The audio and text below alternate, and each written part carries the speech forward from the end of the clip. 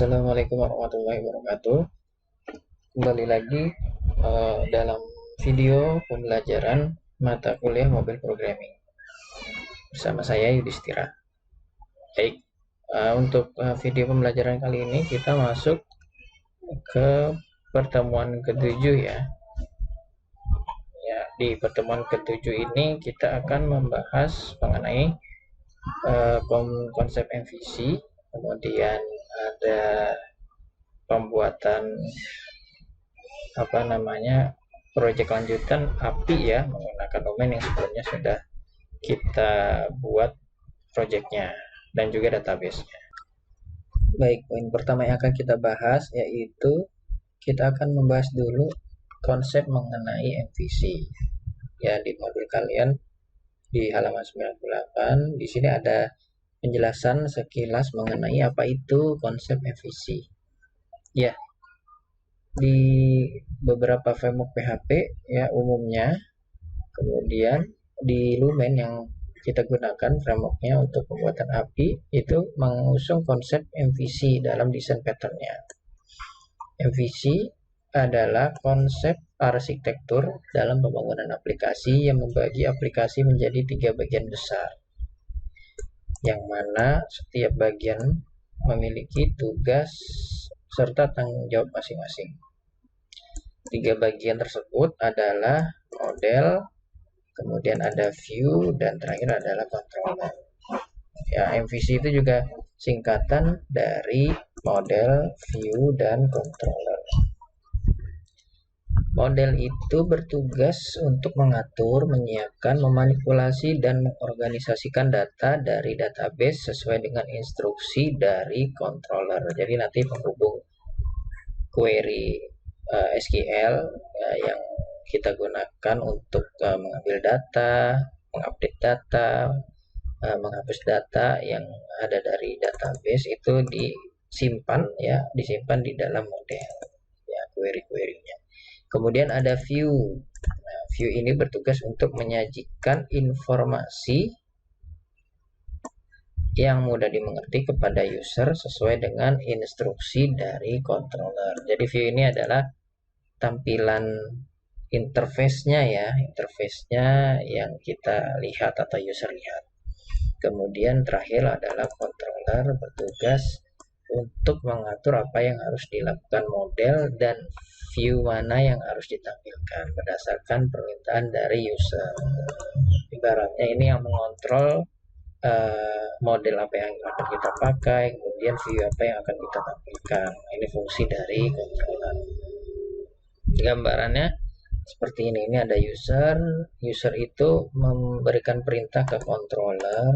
Nah, di controller itu akan mengambil data atau menyimpan data, pokoknya ada CRUD ya, biasa kita sebut ya CRUD, read, update, delete. Nah, itu controller mengambilnya dari model, kemudian menampilkannya di view untuk ditampilkan kepada user. Ya, model mengambil data, menyimpan data, menghapus data itu dari database. Ya, seperti itu. Nah, itu gambaran sedikit dari MVC. Silakan kalian pelajari lebih dalam ya untuk MVC di googling ataupun contoh-contoh lainnya. Nah, selanjutnya baru kita masuk ke project yang sudah kita buat sebelumnya. Di tujuan ke-6 kemarin kita sudah membuat project API ya, kita sudah membuat database-nya, kemudian kita sudah membuat project-nya ya menggunakan Composer kemarin dengan nama toko API ya, toko strip API. Nah, di project toko API yang sudah kemarin kita buat, kita tambahkan untuk pertama yaitu membuat login. Ya, kita poin kedua adalah membuat login. Nah, untuk membuat login yang pertama kita lakukan yaitu kita buat sebuah model ya dengan nama member.php. Model tadi berarti fungsinya ya tadi ya melakukan mengolah data dari database. Ya, dibuatnya member.php ini kita buat di folder model. Kita buka project kemarin yang sudah kita buat. Nah, ini kita buka di app, kemudian di models. Ini baru ada dua ya, registrasi dan user. Nah, kita buat satu lagi dengan nama member.php ya. Member.php ini kita isi dengan script yang ada di halaman 98 ya. Script ini silakan kalian ketikkan atau ini bisa di copy paste langsung ya dari dari modul kalian ya, silakan ya. Nah, ini tinggal kita copy paste aja, ditempelkan atau di simpan di model namanya member.php. Oke, selesai, kita sudah membuat model dengan nama member.php. Selanjutnya kita buat lagi model dengan nama login.php ya. Sama, disimpan di bagian model sini, kita buat file PHP baru, new file. Nah, kita kasih nama login.php. Nah, ini codingnya. Nah, silakan kalian copy paste aja codingnya ini. Oke, kita tempatkan di login. Nah, kalau kita lihat di dua model yang sudah kita buat ini, yang pertama ada member, berarti model ini kalau kita lihat di isiannya, ini memanggil atau menggunakan table di database dengan nama table adalah member. Berarti nanti model member.php ini mengelola data yang ada di database, yaitu table member. Kalau kita buka database-nya, berarti kita buka localhost.php adminnya. Sebentar. Kemarin kita sudah buat ya database-nya dengan nama toko API juga. Nah, ini toko API. Nah, di sini kan ada beberapa table. Nah, ini ada table member. Berarti model di sini member.php ini akan mengelola data member. Kita lihat data membernya di sini ada satu recordnya yang sudah terisi. Ya, ini dari model member.php. Kemudian kalau kita lihat login, nah kalau login ini mengelola table member token ya. Nah, di sini juga ada member token ya. Kita open member token, isiannya belum ada ya. Oh, sudah ada nih. Satu record ya. Nah, ini untuk login.php. Nah, di sini field-fieldnya yang kita pakai ada member ID, ada out underscore key. Nah, ini field yang ada di member token. Nah, ini ada field member ID sama out underscore key. Nah, ini dua fieldnya yang ada di dalam table member token. Nah, selanjutnya kita buat controller. Ya, kita buat controller login. Ya, kita buat namanya login controller.php. Kita buat di bagian app, kemudian http controllers. Ya, di sini kita tambahkan file PHP baru, login, L-nya besar, C-nya kapital, titik PHP. Baru kita isi script codingnya di bagian di halaman 99 sampai 100 ya. Nah, ini silahkan kalian ketik dulu atau bisa copy paste codingnya untuk login controller. Oke, setelah sudah kalian buat codingnya di controller login controller.php, nah ini ya di halaman 99 sampai 100. Nah, di dalam login controller ini isinya apa? Isinya tadi ya, controller itu yang mengontrol ya, nama juga controller ya, yang mengontrol isinya adalah fungsi-fungsi yang di dalam fungsinya itu ada beberapa tugas ya, bisa tugas yang mengambil data dari database ataupun menampilkan data dari database ke view. Nah, itu fungsi dari controller. Nah, kalau login controller di sini ini ada beberapa function ya.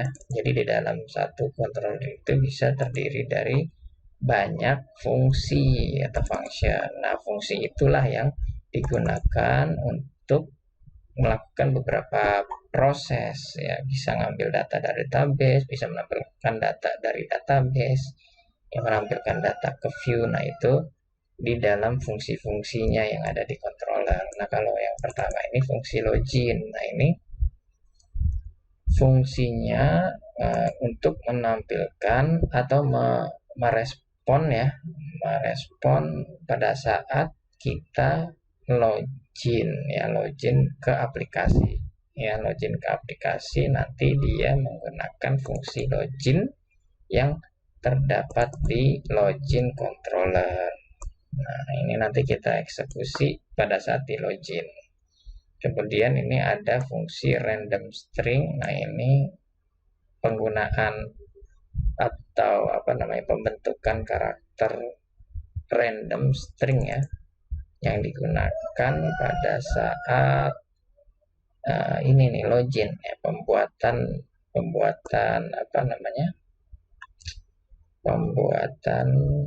data pada saat login. Jadi nanti di database kalian di sini, sebentar, di sini di member token nanti pada saat login akan kebentuk data di sini. Nah, di sini membernya berapa, member itu dari table member. Nah, ini member ID-nya 1. Nah, nanti out underscore key-nya akan terbentuk dari fungsi random string ini. Jadi pada saat kita jalankan fungsi login ini, maka akan tersimpan satu record baru di dalam table member token. Ya, seperti itu ya. Itulah gambaran singkatnya ya. Nanti kita akan coba praktekkan ya.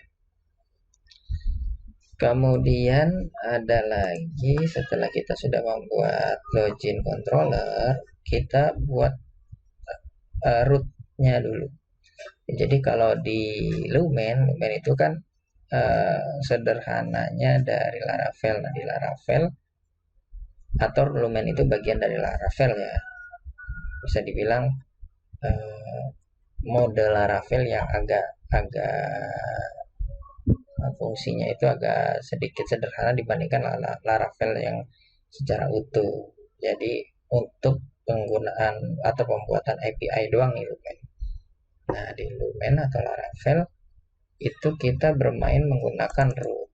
Ya, root ini fungsinya untuk bahasanya ya, untuk bisa kita mengakses controller itu melalui atau melewati root dulu. Nah, root ini adanya di bagian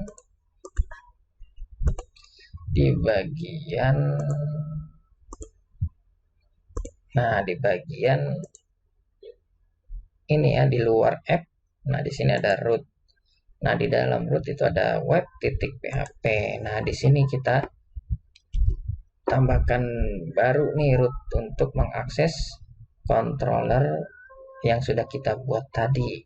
Nah, di sini diminta kita membuat 2 coding root untuk mengakses registrasi dan login ya. Registrasi udah ya kemarin ya, ini kita sudah buat. Berarti kita tambahkan satu lagi untuk root mengakses login. Nah, ini kita tambahkan di sini. Nah, ini ya seperti ini. Nah, berarti nanti di root ini bisa mengakses controller login. Ini login controller, ini nama controllernya. Nah, kita mengaksesnya fungsi login yang ada di dalam controller login controller. Berarti kita akan menggunakan fungsi login ini yang ada di dalam login controller. Ya, ini nama controllernya, ini nama fungsinya. Seperti itu. Nah, kita tes nih. Kita coba restnya yang sudah kita buat tadi, kita coba menggunakan Postman. Ya, kita coba menggunakan Postman. Terus bentar. Dulu deh. Kita coba menggunakan Postman. Nah, kalian buka berarti Postman-nya. Nah, kalian buka Postman-nya. Nah, kalian coba buat baru ya. Nah, ini kalau ini sudah saya coba sebelumnya, cara nambahinnya tinggal kalian klik nih tanda tambah di sini ya, kemudian dimasukkan URL-nya. Kalau di modul sudah dikasih tahu URL-nya ini ya, nama localhost, kemudian nama project-nya, garis miring public, garis miring login. Nah, ini mengetes pada saat kita login ya. Tapi ini masih menggunakan Postman ya, bukan menggunakan aplikasi. Ini mengetes nih apakah controller atau controller yang sudah kita buat tadi, kemudian model yang sudah kita buat tadi bisa berjalan dengan betul, tidak ada kesalahan atau tidak ada error. Jadi di tesnya di Postman ini, menggunakan Postman, nanti bisa ditempel nih parameter ini di, kalau kita sudah menggunakan atau menggabungkannya dengan aplikasi yang sudah kita buat sebelumnya ya, berarti kemarin kita sudah buat menggunakan Flutter. Nah, nanti kita bisa akses URL ini. Berarti fungsinya kalau yang login ini adalah fungsi untuk login ya, untuk login aplikasi. Nah, caranya nah di sini nih kita gunakan metodenya. Nah, ini metodenya ada banyak ya, kita gunakan metodenya adalah post.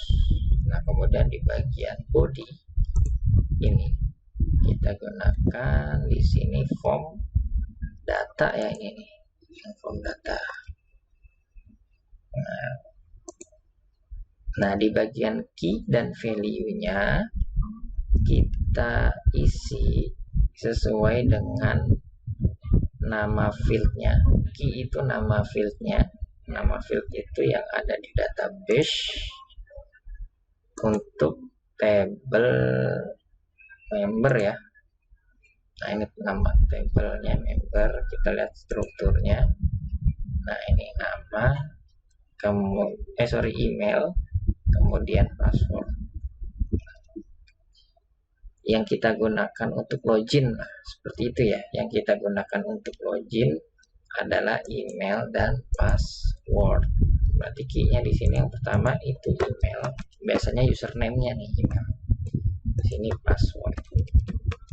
Nah, value-nya diisi sesuai dengan yang sudah kita buat di table member. Kalau saya sudah buat nih data di table member dengan email yudhistira@gmail.com. Nah, ini saya copy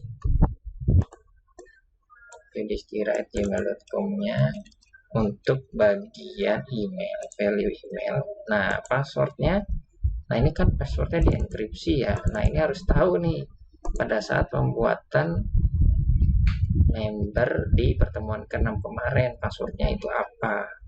Kalau belum tahu, kalian buat baru aja di bagian ini.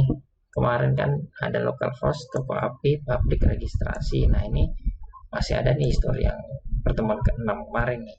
Nah, saya passwordnya ini 123456. Kalau misalnya kalian lupa, tinggal kalian buat lagi aja di sini nama emailnya apa, dari nama ya, nama, kemudian emailnya apa, passwordnya apa. Nah, itu dibuat ulang aja kalau kalian lupa password di pertemuan 6 kemarin, karena di sini nggak kelihatan nih password yang sudah kalian buat di database ya, karena di database itu akan dienkripsi passwordnya.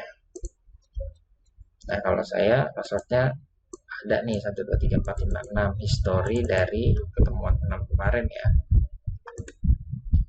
Nah, berarti di sini tinggal saya isi 1, 2, 3, 4, 5. Nah, baru kita send.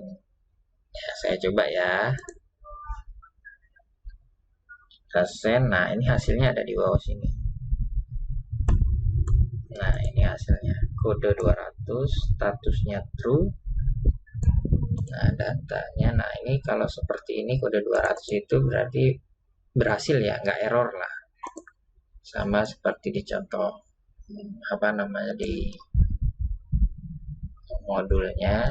Nah, ini berarti tandanya berhasil. ID-nya yang saya gunakan 1, ID membernya, kemudian emailnya ini. Ya, di sini ID membernya kan 1 ya. Seperti itu. Nah, ini pertama untuk mencoba login ya, kita menggunakan URL untuk login. Kemudian kita lanjut lagi ya. Nah, poin yang ketiga adalah kita akan membuat CRUD atau create, read, update, delete product. Ya, jadi nanti di sini kita akan mengisi di database-nya itu ada namanya produk. Ya, produk. Nanti kita akan melakukan proses insert data produk, kemudian update, delete, dan apa namanya? Iya, itu ya. Insert atau create, update, select atau menampilkan datanya, kemudian delete. Ya, CRUD. Ya. Nah, yang pertama kita buat adalah model dulu nih ya. Nama modelnya adalah produk.php. Ya, kita buka lagi project yang kita sudah buat. Ini dia di close dulu aja yang tadi. Nah, berarti di bagian app ada yang di bagian model. Nah, di sini kita tambahkan produk.php. Nah, kita isi codingannya di halaman 101 ini ya. Nah, ini kita isi di produk.php. Nah, yang kita gunakan di model produk ini adalah tabel produk ya. Nah, kemudian yang diambil fieldnya ada 3 nih, field kode produk, nama produk, dan harga. Oke, yang pertama. Kemudian kita buat controllernya. Kita buat dengan nama product controller.php ya. Sorry. Oke, ini product controller.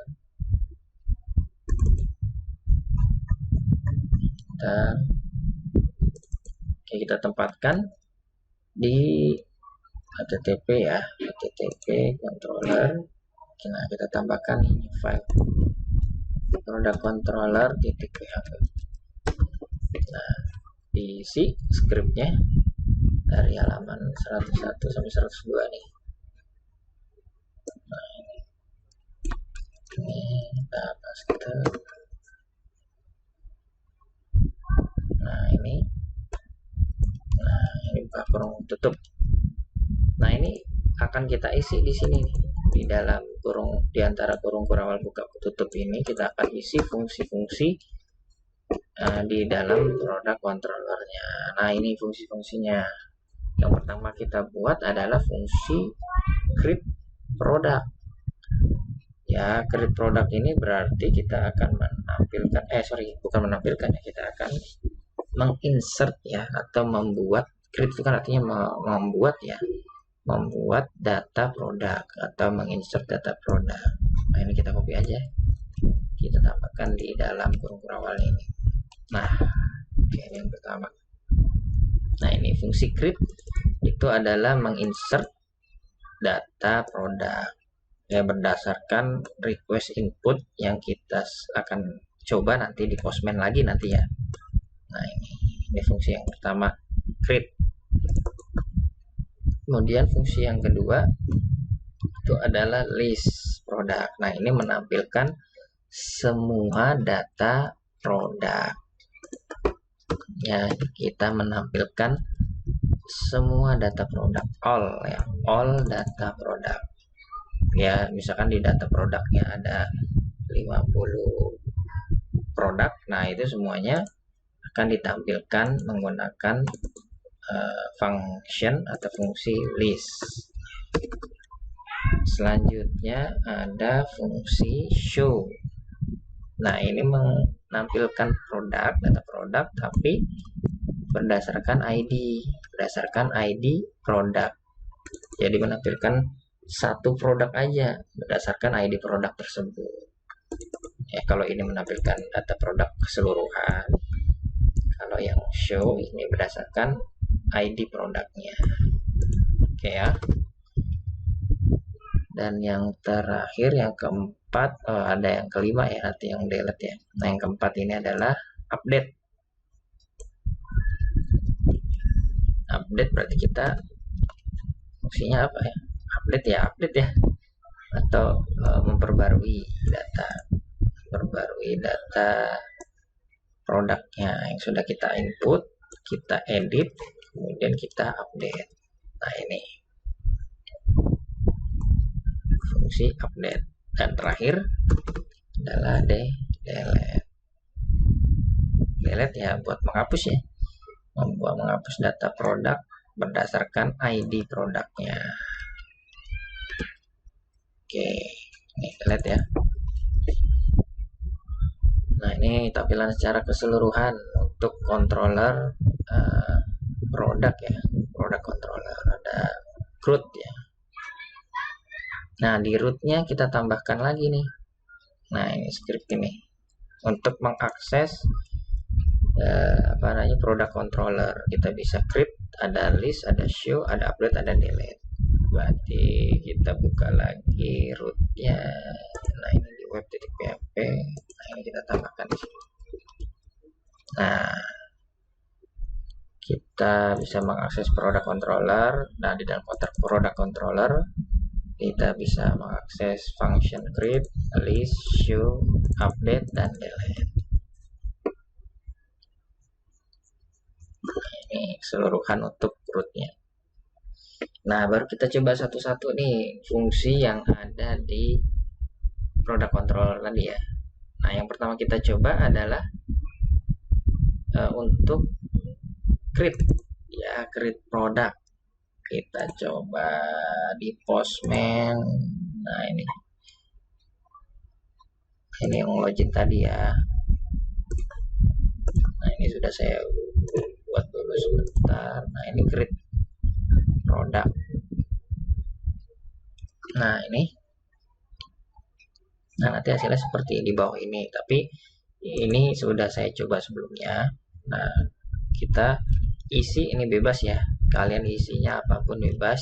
Yang pertama kalian copy adalah ininya dulu, URL-nya kita taruh di bagian sini ya. Kemudian ini dipilih post, kemudian dipilih body, ini pilihnya form data. Isi key-nya ada kode produk, ada nama produk, ada harga. Nah, ini value-nya. Kode produk ini bebas, value-nya terserah kalian lah isinya. Kalau saya misalkan contohnya B001, ini misalkan televisi Sharp ya, harganya saya kasih 2.500.000. Oke. Nah, kalau sudah diisi value-nya ya, kemudian kita send ya, kita coba. Oke, nah kalau berhasil nanti responnya adalah kodenya 200, statusnya true. Nah, datanya akan muncul ya, datanya beserta ID-nya ya, karena ID itu adalah auto increment, jadi tidak perlu kita isi di sini, ID-nya akan muncul otomatis, akan terbentuk otomatis. Nah, berarti kita lihat di database. Nah, ini di table produk harusnya pas kita klik browse ada isiannya yang sudah kita isi sesuai dengan yang di Postman tadi ya. Nah, kita coba di sini browse. Nah, muncul. ID-nya 2, kode produknya B001, nama produknya televisi Sharp, harganya 2.500.000. Nah, seperti itu untuk fungsi yang pertama, fungsi apa namanya, create ya. Nah, kita mengaksesnya cukup melalui URL ini, kemudian metodenya post. Nah, maka di sini akan menjalankan fungsi create. Kemudian yang kedua adalah fungsi menampilkan data secara keseluruhan. Nah, ini cukup mudah. Nah, tinggal dipanggil URL-nya lagi di sini. Kemudian di sini kita gunakan get. Nah, yang di bagian bawah ini tidak perlu kita isi apapun. Ya, cukup kita isikan URL-nya, kemudian kita pilih metodenya, di sini adalah get. Kita send. Nah, di sini muncul, karena saya cuma satu isi produknya, berarti yang muncul hanya satu di sini. Nah, di sini ya B001, ID-nya 2, namanya televisi Sharp, harganya 2.500.000. Oke. Yang selanjutnya adalah show product. Nah, show product di sini kita akan menampilkan, kalau tadi kan menampilkan produk secara keseluruhan menggunakan list ya, list produk. Nah, kalau yang kedua ini kita menampilkan produk berdasarkan ID produknya ya. ID produknya berarti hanya satu produk yang akan muncul ya. Kita gunakan berarti di sini. Nah, ini nama URL-nya, metodenya sama get. Nah, di sini langsung dikasih setelah nama setelah produk garis miring. Nah, ini nama ID-nya, nama ID produknya. Kalau di sini database ID-nya berarti saya 2 nih, ID produknya. Berarti di sini kalau misalkan kita salah ya, kita salah di sini, saya 1 ID produknya, saya send misalkan. Nah, di sini nggak muncul nih datanya, data produknya ya. Tapi kalau misalkan saya ganti jadi 2 ya, yang betulnya. Nah, di sini muncul ID produknya, karena ID produknya yang betul adalah 2 yang terdapat di database. Ya, kebetulan ini hanya 1 ya data yang sudah saya buat. Itu ya, itu untuk show produk berdasarkan ID produknya. Selanjutnya update. Nah, update ini fungsinya yang mengubah data ya, mengubah data produknya. Nah, di sini URL-nya itu di sini berarti setelah public kemudian produk garis miring, ini ID produknya berarti bukan 1 ya, ID produknya 2 garis miring update ya, terakhirnya update. Nah, di sini metodenya adalah post, kemudian yang bagian bawahnya kita pilih body. Nah, di bagian body pilihnya form data. Nah, di sini key-nya ditulis sama seperti mengisi create tadi ya, ada kode produk, ada nama produk, ada harga. Nah, value-nya ini kita ubah atau kita isi sesuai dengan data yang ingin kita ubah. Misalkan kita ingin mengubah kode produk dan nama produk misalkan ya, BTV01 misalkan ya. Yang kita ingin rubah kodenya yang tadinya B001 menjadi BTV01, nama produknya, atau jangan BTV ya, BK misalkan. Nah, nama produknya kita ganti kulkas, harganya sekalian deh kita ganti ya, Misalkan di sini 1.250.000. Nah, ini. Nah, berarti value yang kita isi ini akan menggantikan atau mengupdate value atau data yang ada di database ini. Ya, dengan ID-nya 2. Kita coba ya. Nah, kita coba send. Nah, kalau tulisannya code 200, statusnya true, datanya true, maka harusnya datanya di sini berubah. Nanti kita klik browse lagi. Nah, berubah kode produknya, nama produknya, dan harganya. Nah, ini fungsi update ya. Dan yang terakhir fungsi delete. Fungsi delete. Oke, fungsi delete tinggal kita masukkan URL project kita, kemudian garis miring. Nah, ini ID produk yang ingin kita delete. Berarti ID produknya 2 di sini. Nah, ini yang kita pilih metodenya adalah delete.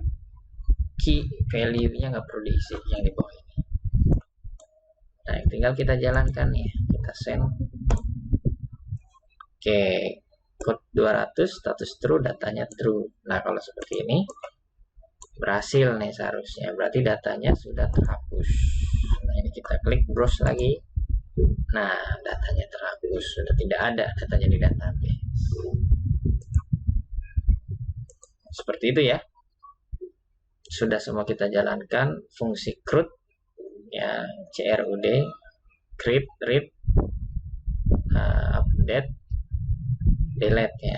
Nah, itu yang kita kerjakan untuk pertemuan ke-7 ya. Mudah-mudahan bisa dimengerti dan dipahami ya untuk pertemuan ke-7 kali ini. Demikian berarti video pembelajaran kali ini saya akhiri. Terima kasih. Saya tutup. Wassalamualaikum warahmatullahi wabarakatuh.